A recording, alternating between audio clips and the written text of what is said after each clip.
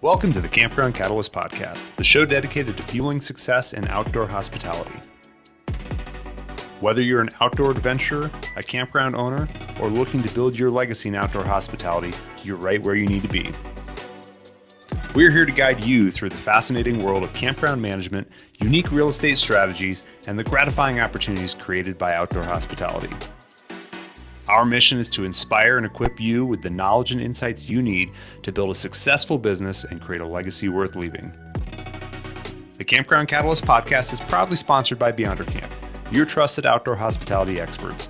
Subscribe now, join our active online community, and let's ignite our passions and potential together.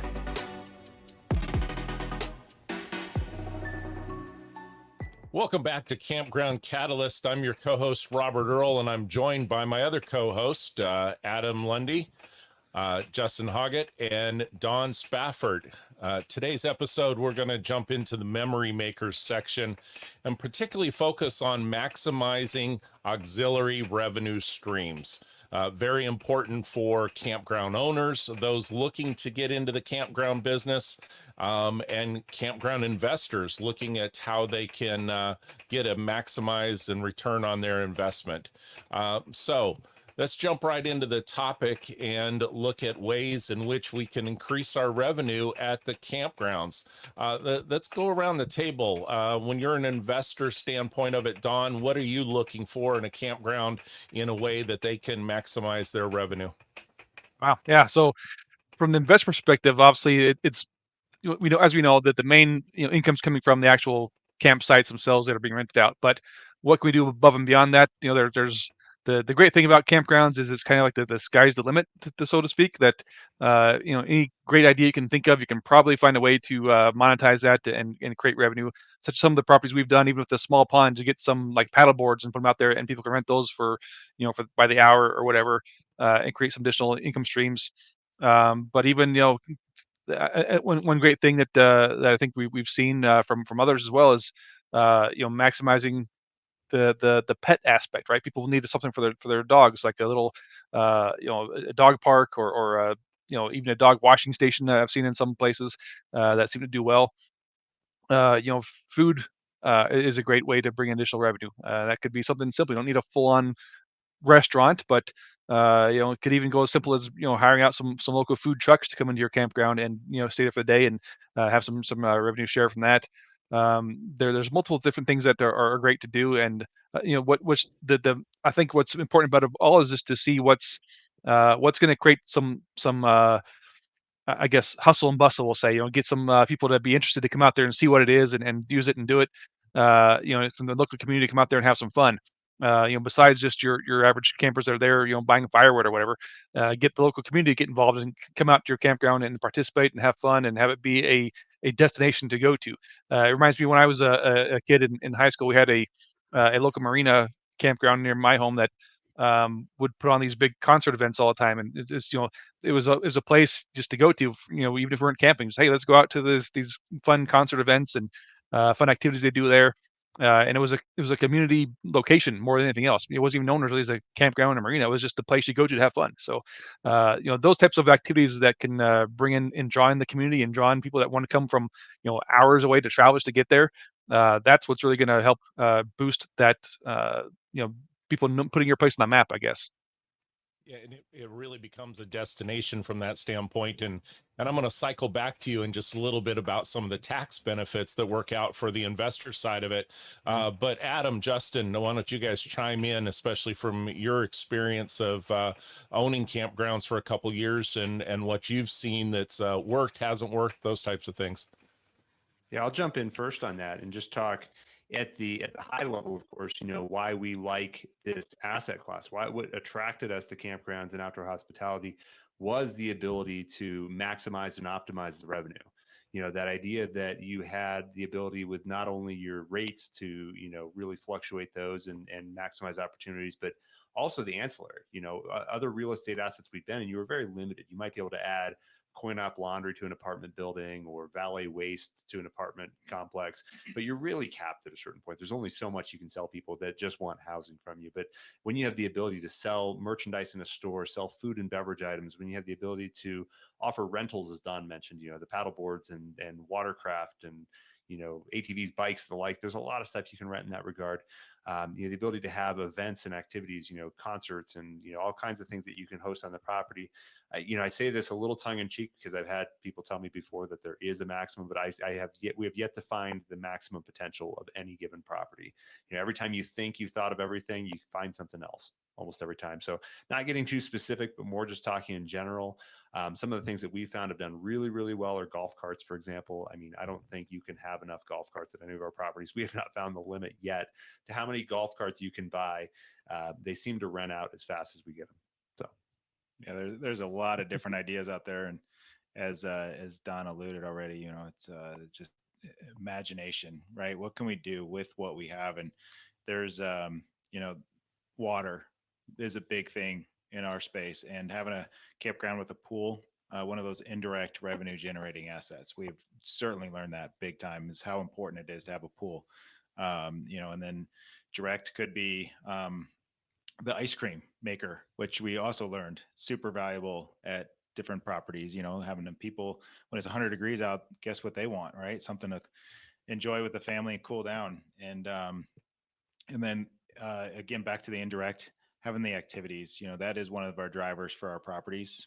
And we found that people come for the activities. I mean, we have a property that has a haunted house, top 10 in the state at one point at least. But having the amenity on site, having it something that is an attraction for the area, for even the state, it drives our occupancy at the property to near 100% every weekend in the month of October, when that's typically more of the drop off period. So there's a lot of different things that can really help improve the property, both on the revenue side, but then obviously it all comes back to the memory side, and what we are experiencing at each property.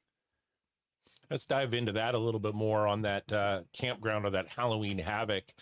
That's not just Halloween weekend. It's really a 7-week event that goes on. And there are people already this time in January with snow on the ground that are requesting information about next year's schedule and when it will open up and those types of things. So it's not just that one day or that one event. It becomes an event overall. Yeah, actually, I'll hit on that real quick, just because speaking of that property with the haunted house, we were just looking yesterday in the reservation system, and mind you, it is currently mid-January, and I looked ahead to October. We're already half full every weekend of the month of October this year, and we have 9 more months to get reservations in there, and we get a number of those in the last minute. So just to give a nod to what Justin was mentioning about how many people we can get in, the opportunities we're seizing in a time when, again, school's back in, you're past Labor Day, it's getting cold. People don't generally think about going camping then. It's finding the way to extend those shoulders on the season.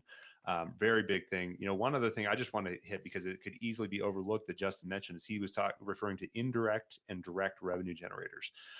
That's something that I've kind of categorized, in the RV Destination Mastery course we made, teaching people how to buy a campground, is how you actually look at those revenue generators, because there are some that you can put a calculable gain to. You can say, if I sell this many bundles of firewood, I'm going to make this much money on it. If I have this rental golf cart here, I'm going to make this much money on it. It's going to cost me this much. There are other things that you can't necessarily calculate, it's quite as easily. And maybe if you put in a swimming pool, or you put in, a new playground, there are different things that are going to generate revenue in their own way. Maybe not ancillary per se, because you're not charging for the direct use, but they attribute to the overall revenue gain of the property. Does that sound fair to you, Robert? Yeah, they're definitely indirect, and a couple other indirect items to piggyback on top of that is the investment in maintenance, just general maintenance that's going on. It's better to do the preventative item for that campground owner than be faced with the emergency repair. That's one item. And then it goes without saying is people. It's the staff. It's the folks, a haunted house or any one of the amenities. Renting out a golf cart does not happen without staff doing something without staff actually having a smile on their face, a welcoming attitude, and being able to carry through on that experience and making it seamless for the guests to be able to go in there. Which brings me to another point, and Justin, in your travels, I'm sure you've run into that. There is a fine line, though, between adding on to the revenue and a campground owner nickel and diming. Would you agree?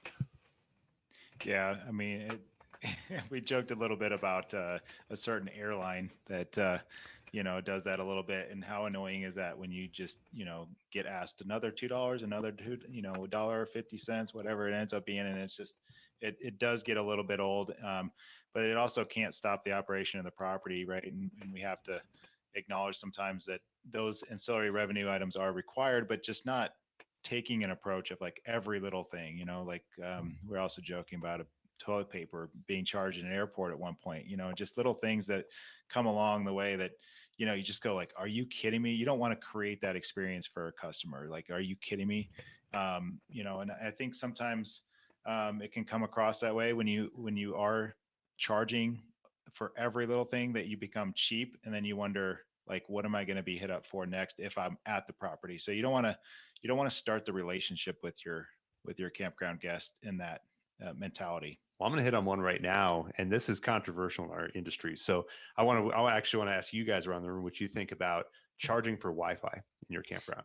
How many places have we gone where you have to pay to use the Wi-Fi? What do you guys think? Well, I think we saw it in the hotel industry at one time, that they were trying to provide tier 2, tier 3, or adding on a charge, and that quickly went away because it's just something that I think we've used the term of calling it the fourth hookup, from the standpoint of, you have electricity, you have your water, you have your sewer, and then Wi-Fi is just a portion of it. If not for camp Wi-Fi, I wouldn't be talking to you right now from that standpoint of the investments that we've made with Wi-Fi in our particular parks, and being able to go into it.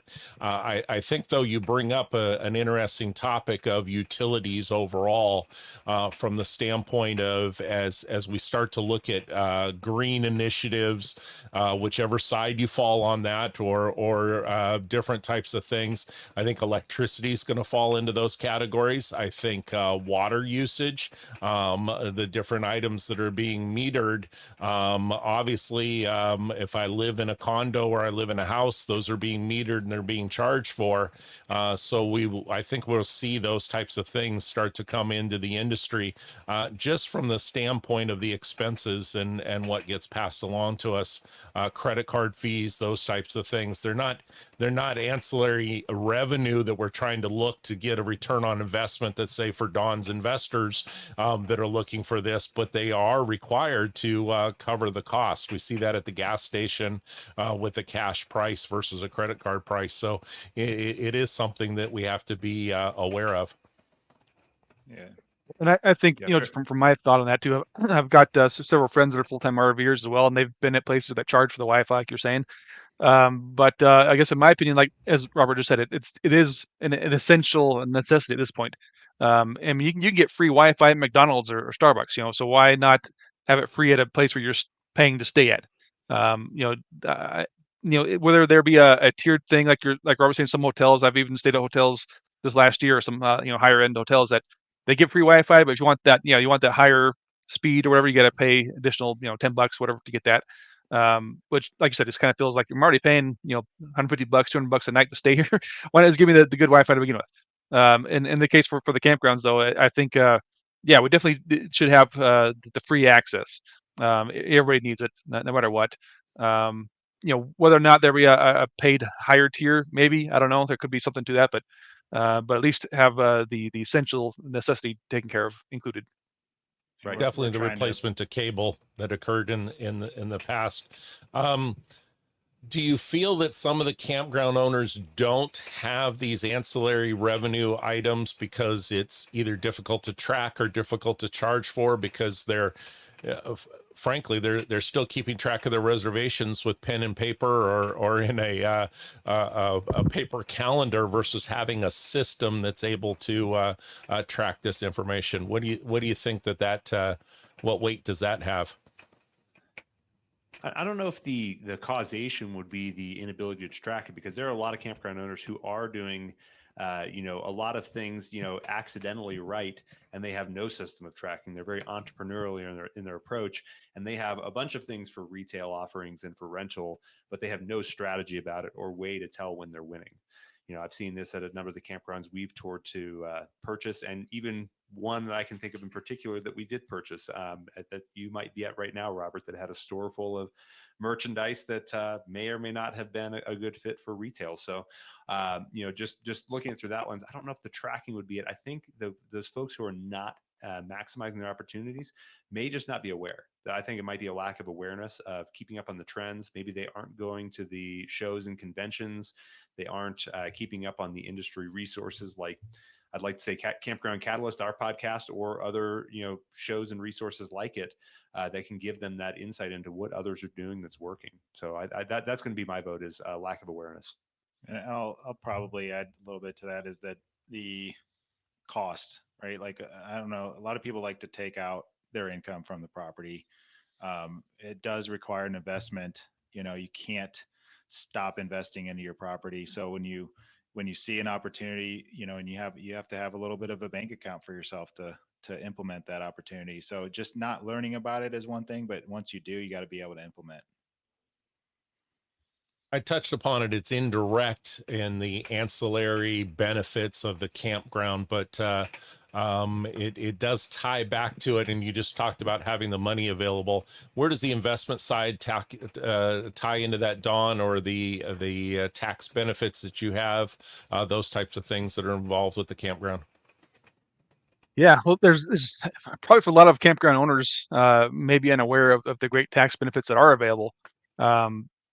Again, I'll state this also: we're not tax advisors here, or not CPA, so don't take this as legal or financial advice. But talk to a tax professional. We actually did a interview with a tax professional in December. You can find that on our YouTube channel and Beyond Our Camp YouTube. But there's something called cost segregation that people may not be aware of, which gives you accelerated depreciation in year one. And that is currently, going down per year. There is, I guess, talk in Congress to reinstate the 100% bonus depreciation, but just because you are doing it this year, it would be based off the year you purchased it. So if you would have bought it prior to 2022, I think after 2017, I believe, when it started with 100% bonus depreciation, you can depreciate a large amount of the purchase price. Which basically all that just means that just comes directly off of your taxes. It doesn't affect your finances at all as far as like your income streams or anything, but just removes a huge tax burden. And for campgrounds, the great thing is that typically a lot of the components of the campground fall under those categories that can receive that 100% bonus depreciation in year one. Meaning that, say, like whatever purchase price you may be able to take potentially up to 80% of that or more even off of your taxes. And in most cases you probably can't use all that in year one, but it does carry forward indefinitely until you can use it up 100%. So basically that just means it's going to potentially reduce your taxes to zero for several years to come. And even beyond that, there is still your annual depreciation that can come off as well. And that goes for not only the campground owners, but in the case of investors, that's a huge depreciation benefit for them as well, to offset their income for other passive or capital gain income that they need to remove to not pay taxes. And that's is one of the great things about the U.S. government with the tax code, is it's really there for our benefit. A lot of people see as taxes as a negative thing, but if you know how to use it right, the tax code is actually to your benefit. The government does not want your money, but if you don't know what you're doing, you just unwillingly pay it. But there are great benefits such as depreciation that can go to your benefit to make it so you do not have to pay taxes. And that's a Yeah, lot actually, of golf I'll carts jump in on that can... real quick. Yeah. Sorry, Robert, but to Don's last point, Robert Kiyosaki said it, and I loved it in his book. I believe it was from Rich Dad Poor Dad. But anyway, he talks about how the tax code is written to inspire and incentivize business owners to do the things they want them to do. So that's, I mean, it's a system, it's a carrot and stick system, right? And the carrot, of course, is we get these benefits for doing things they want us to do, like creating jobs, creating, accommodations. So yeah, to your point, 100% that. And so if we're looking at this through the lens of, not only, of course, maximizing our revenue opportunities, but also those tax saving opportunities, most of our investors and, us as real estate professionals, we don't pay taxes. This is just as a result of the depreciation. We're not cheating the tax code. We're not doing anything illegal. This is written in the tax code. We're allowed to do this. So massive benefit. And this goes not towards just purchase, as I mentioned, but also if somebody were to do some expansion or replacement. You may need to repair or upgrade your pads, or add on more sites or whatever. All of those things can have their own new depreciation added to that as well. So be sure to talk to your tax professional. If you don't have one, we can recommend one to you. But yeah, that's definitely something that is worth looking into for sure. Yeah, And and that as that Adam mentioned, ties.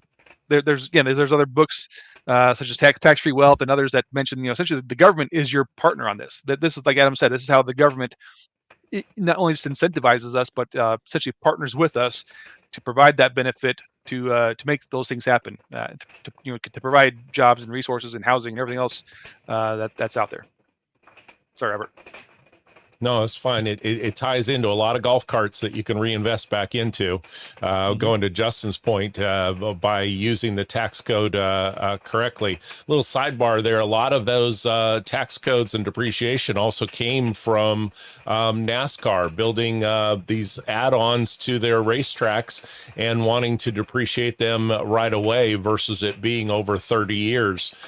So in the sports industry, those types of things. So it didn't directly come from the camping industry, but definitely is something that we can take advantage of and go into that. Let me go around and I'm going to start with Justin. What's the one thing that you found that works the best as an added ancillary revenue source? Don't want to give away all the trade secrets, but we are here sharing and doing those things. What would you say would be number one that jumps to your mind? Well, I mean, that's put me on the spot on that one, because there's so many opportunities, I guess. But I think it jumps into how much capex you might have available. But I would say maybe one of the coolest, at least, is at a property that we didn't actually implement it, but I found it to be a huge asset, and that's a bar, a little bar, Drunken Minnow at Stair Creek, is what is operating very efficiently, and a great opportunity to sell booze, which is a big thing. We've added that to a lot of our properties, is the booze aspect. A lot of mostly beer, but and then food sales at the location, and then to help that whole environment is to bring in music, and so having that weekend experience for our customers and guests is pretty powerful, and it can, I think, drive. It's also indirect in a way as well, because it's driving the guest experience. They want to stay longer. They might have more reason to camp at your campground. So it's kind of really a twofer in that regard. All right, Adam, your turn. On the spot. Here you go. No, that's okay. I like Justin's actually, because as I was thinking about the Drunken Minnow specifically, that's both a direct and an indirect, because obviously we're making the money off the food and alcohol sales. But additionally, we have so many people who are coming back more often to camp, more often to visit the marina from other marinas. They're driving their boats over and parking there. The community's coming out and they're buying other stuff. They're going in our store. They're staying in our campground. So yeah, great example of that. Actually, that didn't come to mind for me first. So what I was going to go with, though, was rental vehicles. I'm going to say that more than just golf carts. I mentioned those earlier. But speaking of Stair Creek specifically, we have rental boats there.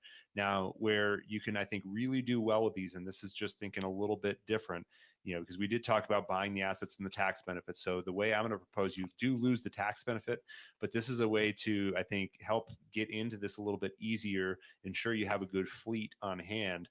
We've been doing leasing and rentals at some of our properties. So to give an example, at Stair Creek, our boats there are on lease. We actually found a boat dealer who created a lease program just for us. So we pay a nominal fee at the beginning of the lease, and each month throughout the lease, we know how many rentals we have to make on the boats to pay that lease. It's not a lot considering what we are charging for those boat rentals. And then every 2 years we get a new fleet. So we've got brand new boats every 2 years. You look at a lot of rental fleets, and that mom and pop mentality is, I got to buy these boats. They're really expensive, so I'm going to make them last 20 years. And you look at the boats that are 18, 19 years old, they're looking rough. They're maybe running rough. People aren't a big fan of them, and they don't get to command the rates we do. Proud to say that the lake we're on, we have some of the highest boat rental fees because we've got some of the nicest watercraft.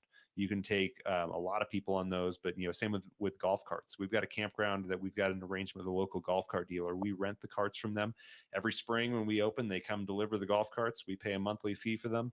At the end of the season, they pick them up. Anytime there's a maintenance issue, we call them. They swing by, pick it up, take it back. They bring it back when it's done.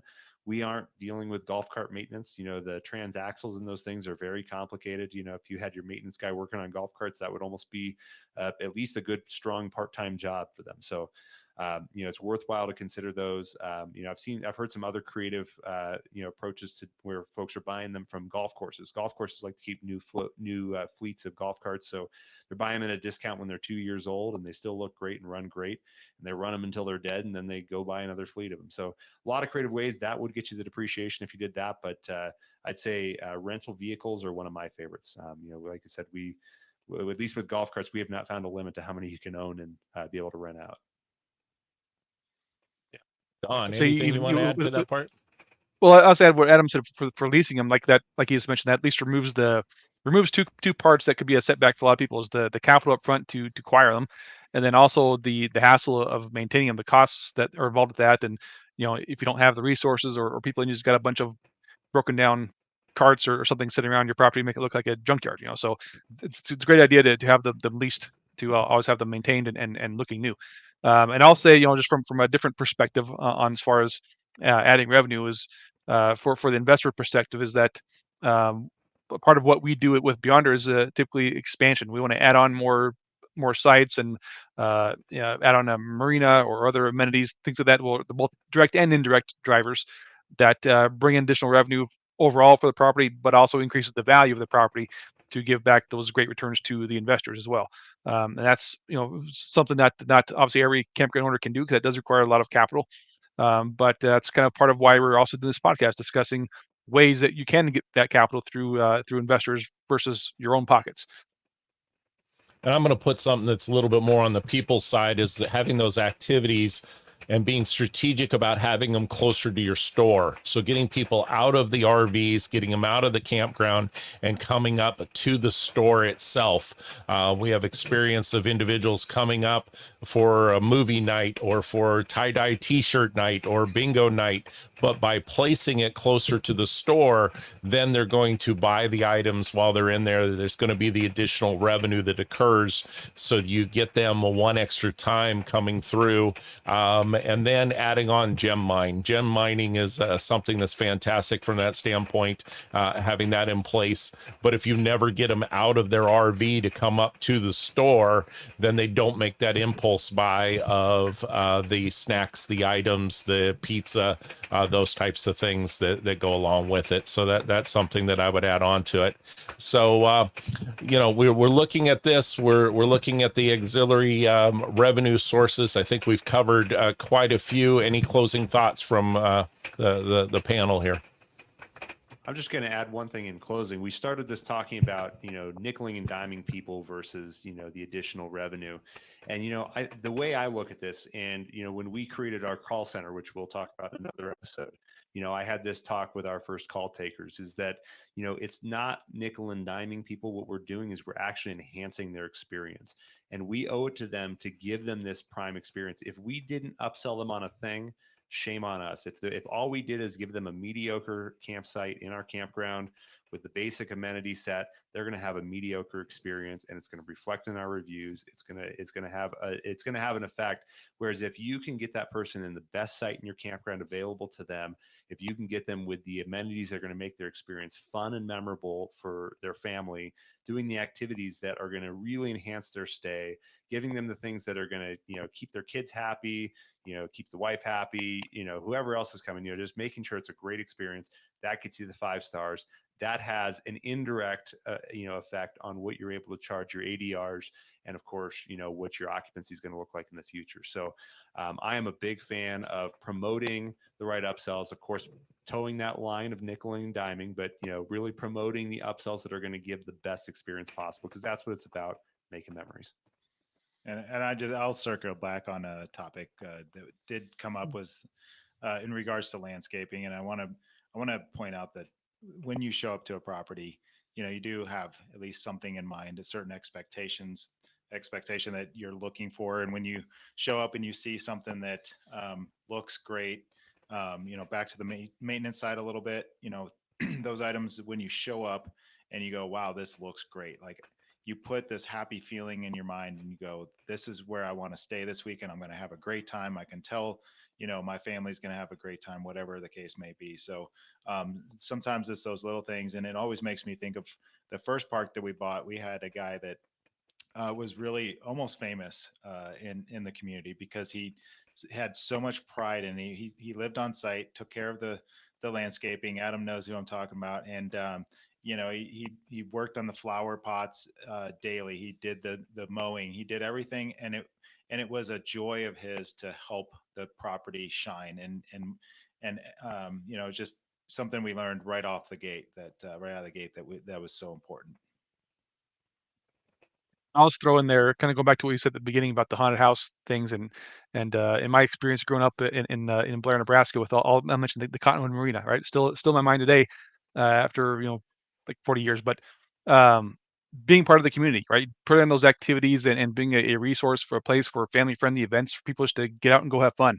Even if you don't have an RV, just something to go out and visit the property, pay for a day pass, whatever it is, to get in there and enjoy it and be a resource and something that the community itself is involved with and utilizes. If that be treat like a community pool or some kind of water park or something like that, where people come to, because that's the place to go. That's essentially what you want your property to be the place, like Robert said, the destination, because that's where you're going to go and go have fun.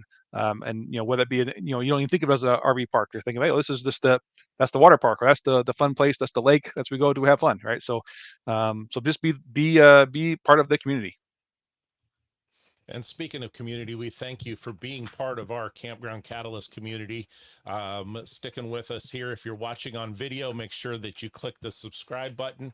You can also follow us on your major podcast players, so make sure you click subscribe. We also have a Patreon community that you'll be able to join, and members of that community are going to be able to get bonus features that we have, different documents that we have out. So we thank you for being part of this community, and look forward to future episodes of Campground Catalyst. Thank you for joining us on this episode of the Campground Catalyst Podcast, where we take you behind the scenes in the fun and gratifying world of outdoor hospitality. We hope you were inspired by today's show and better equipped to take the next steps in your journey. Remember, you can continue the conversation and connect with fellow enthusiasts by visiting our website and joining the Campground Catalyst community on Patreon at campgroundcatalyst.com. There, Patreon members get exclusive access to special listener perks, they get their opportunity to engage with the host, and they get their questions answered on one of our future upcoming shows. The Campground Catalyst Podcast is proudly sponsored by Beyonder Camp, your trusted partner in fueling your success in outdoor hospitality. Until next time, keep both your campfires and your passions burning.